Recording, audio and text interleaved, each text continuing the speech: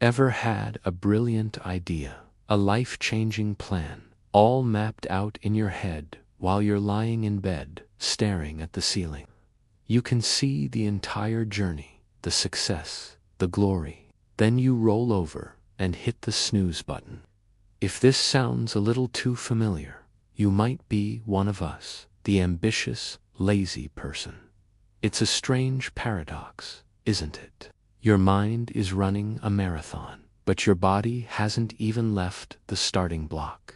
You dream of building an empire, but first, you have to finish this one last episode. Today, we're diving deep into the psychology behind this fascinating personality type. It's not just about procrastination. It's more complex, more nuanced, and surprisingly, it might even be a sign of intelligence. So, let's peel back the layers and see what's really going on in the mind of the ambitious but lazy. First up, we have the efficiency expert. This person looks lazy, but it's a strategic illusion. They're not avoiding work. They're avoiding unnecessary work. Imagine a programmer tasked with a repetitive, manual data entry job. A typical hard worker might just sigh and start typing for hours, but the efficiency expert, they'll spend the first 3 hours doing absolutely nothing, seemingly procrastinating. Their boss might walk by and see them just staring at the screen. But what's really happening is a high-level calculation. They're designing a script, a small piece of code that will automate the entire task. They invest a few hours of intense, focused mental energy to save dozens of hours of mindless labor. This is the Bill Gates principle. I will always choose a lazy person to do a difficult job, because a lazy person will find an easy way to do it. Psychologically, this isn't laziness. It's a drive for optimization. These individuals have a low tolerance for inefficiency and drudgery. Their motivation isn't to work less, but to work smarter. Their ambition is channeled into creating systems and shortcuts, which often leads to innovation. So if you find yourself constantly looking for the path of least resistance, it might not be a character flaw. It might just be your inner genius trying to make things better. Then there's the overwhelmed dreamer. This person has dreams so big they're almost intimidating. They want to write a novel, start a global business, learn 5 languages, and master the guitar, all by next year. The ambition is sky high, but the starting point feels miles below. Picture someone with a new business idea. They've bought the domain name, designed a logo in their head, and imagined their future TED Talk. But when it comes to the first actual step, like writing a business plan or making a cold call, they freeze. The sheer scale of their own ambition creates a kind of paralysis. This is often linked to perfectionism. The overwhelmed dreamer doesn't just want to start a business. They want to start the perfect business. Every step has to be flawless. This all-or-nothing thinking makes the first step feel like an impossibly high jump. So, instead of taking a small, imperfect step, they do nothing at all. They retreat into the comfort of the dream, where everything is already perfect. It's a defense mechanism. By not starting, they can't fail. Their grand vision remains untarnished in their imagination. It's not a lack of desire, but a fear of not living up to their own impossibly high standards. Does this resonate? Do your big dreams sometimes feel more like a weight than a source of inspiration? Next, we meet the energy conserver. Think of your brain like a smartphone battery. Some people start the day at 100% and it slowly drains. The energy conserver, however, seems to start at 40% and guards it fiercely. They are often highly introverted or sensitive, and social interactions, mundane tasks, or overstimulating environments can drain their battery fast. Their laziness is a self-preservation tactic. They know they have a limited supply of mental and emotional energy, so they're incredibly selective about where they spend it. They might seem lazy at work because they avoid office politics or pointless meetings. But when a project they genuinely care about comes along, one that aligns with their passion and ambition, they suddenly unleash a torrent of focused energy. They can work for 12 hours straight, fueled by pure interest. Psychologically, this is about intrinsic versus extrinsic motivation. They struggle to mobilize energy for tasks they see as meaningless or imposed by others. But for something that comes from within, their ambition gives them a hidden power source.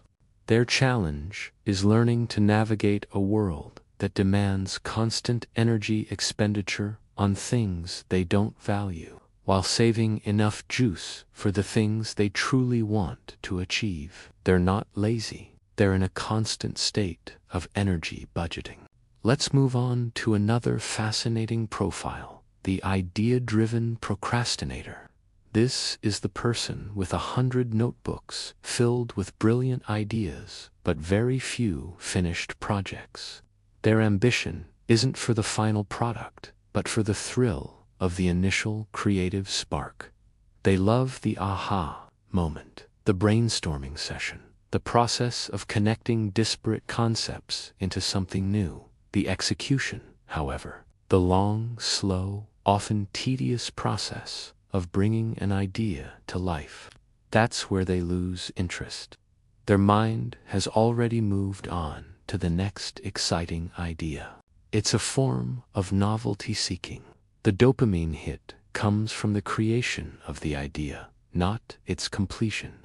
Psychologically, this can be linked to traits associated with ADHD, where maintaining focus on a single, long-term project can be incredibly difficult once the initial excitement fades. They're not lazy in a traditional sense. Their minds are hyperactive. They might start coding an app, get bored, switch to writing a movie script, and then get distracted by a new business concept. Their ambition is real, but it's scattered. They want to create amazing things, but their passion is for the beginning of the journey, not the end. The challenge for the idea-driven procrastinator is to learn how to capture that initial spark and sustain it, perhaps by breaking down large projects into a series of smaller, novel tasks to keep their brain engaged. Finally, we have the strategic rest taker. This person understands something fundamental that hustle culture often forgets. Rest is not the enemy of productivity. It's a vital part of it. They might appear lazy because they take frequent breaks, say no to extra projects, and fiercely protect their downtime. They sleep 8 hours a night. They take weekends off.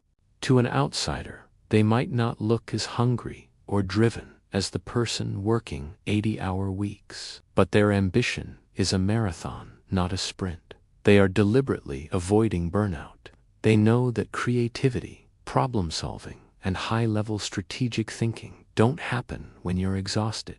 Some of our best ideas come when our minds are wandering in the shower, on a walk, or just staring out the window. The strategic rest taker engineers these moments. Their laziness is actually a calculated part of their process. They work in intense, focused bursts, and then they completely disengage. This cycle of intense work, followed by genuine rest, allows them to maintain a high level of performance over the long term. Their ambition isn't just to succeed, but to succeed sustainably, without sacrificing their health and well-being. This isn't laziness. It's a sophisticated understanding of human biology and psychology. So, the next time you call yourself lazy, maybe pause and ask what's really going on. Are you an efficiency expert, looking for a smarter way? An overwhelmed dreamer, paralyzed by perfectionism? an energy conserver, saving your power for what truly matters. An idea-driven procrastinator, addicted to the thrill of the new. Or a strategic resticker, playing the long game.